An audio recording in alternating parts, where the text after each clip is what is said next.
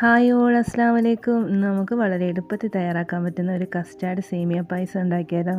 നല്ല ടേസ്റ്റി ആയിട്ടുള്ളൊരു പായസമാണിത്. എല്ലാവരും ഒന്ന് ട്രൈ ചെയ്ത് നോക്കണം. ഇതിന് വേണ്ടിയിട്ട് ഒരു പാൻ അടുപ്പത്തേക്ക് വെച്ചിട്ട് അതിലേക്കൊരു 2 ടേബിൾ സ്പൂൺ നെയ്യ് ഒഴിച്ചു കൊടുക്കാം. നെയ്യ് ഒന്ന് ചൂടായി വരുമ്പോഴത്തേക്ക് ഇതിലേക്ക് ഒരു 200 ഗ്രാം സേമിയാണ് ഞാൻ ചേർത്ത് കൊടുക്കുന്നത്. അതൊന്ന് നന്നായിട്ടൊന്ന് ഇളക്കി ഒരു ബ്രൗൺ നിറത്തിലൊന്ന് ആക്കിയെടുക്കണത്.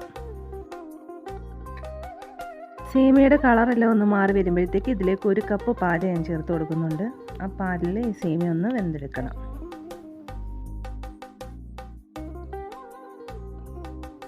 സേമിയ ഒന്ന് ഇടയ്ക്കിടയ്ക്ക് ഇളക്കി കൊടുക്കണം, അല്ലെങ്കിൽ അതൊന്ന് അടുക്കി പിടിക്കാനുള്ള ഒരു ചാൻസ് ഉണ്ട്. അതുകൊണ്ട് നന്നായിട്ടൊന്ന് ഇളക്കി കൊടുക്കണം. സേമിയ ഒന്ന് ഒരു പരുവം വേവാകുമ്പോഴത്തേക്ക് ഇതിലേക്ക് ചവ്വരി ഞാനൊന്ന് വേവിച്ച് വെച്ചിട്ടുണ്ട്. അതും കൂടെ അതിലേക്കൊന്ന് ആഡ് ചെയ്ത് കൊടുക്കാം. എന്നിട്ട് ബാക്കി പാലും കൂടെ ഇതിലേക്കൊന്ന് ഒഴിച്ചു കൊടുക്കുക. ഞാൻ ഇതിലേക്ക് മൊത്തം 1/2 ലിറ്റർ പാലാണ് ചേർത്ത് കൊടുക്കുന്നത്.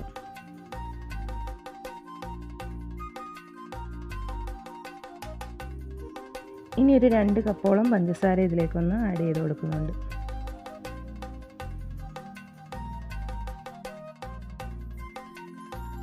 മധുരം ഒന്ന് ബാലൻസ് ചെയ്യാൻ വേണ്ടി ഇതിലേക്ക് ഒരു ലേശം ഉപ്പും 1 ടീസ്പൂൺ ഏലക്കാപ്പൊടിയും ഒന്ന് ചേർത്ത് കൊടുക്കുന്നുണ്ട്.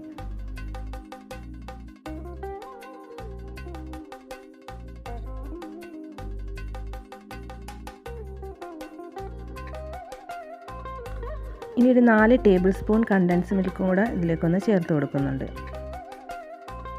ഇനി ഒരു ബൗളിലേക്ക് ഒരു 2 ടേബിൾ സ്പൂൺ കസ്റ്റാർഡ് പൗഡറും കുറച്ച് പാലും കൂടെ ഒന്ന് ഒഴിച്ചൊന്ന് മിക്സ് ചെയ്തെടുക്കാം. കട്ട കെട്ടാതെ ഒന്ന് മിക്സ് ചെയ്തെടുക്കണം.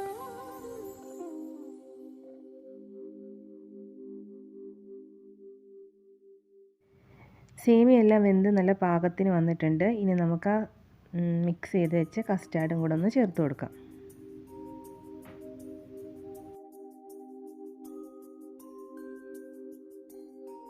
കസ്റ്റാർഡ് മിക്സ് എല്ലാം ചേർത്ത് കഴിഞ്ഞ് നന്നായിട്ടൊന്ന് ഇളക്കി കൊടുക്കണം.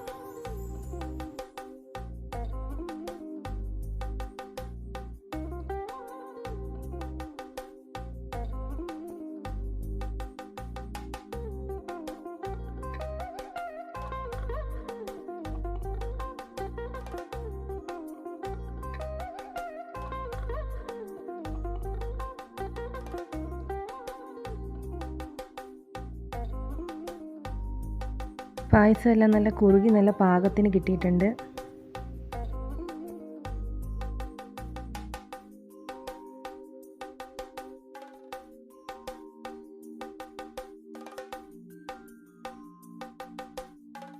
ടേസ്റ്റി ആയിട്ടുള്ളൊരു പായസമാണ് ഈ കസ്റ്റാർഡ് പായസം. എല്ലാവരും ഒന്ന് ട്രൈ ചെയ്ത് നോക്കണം.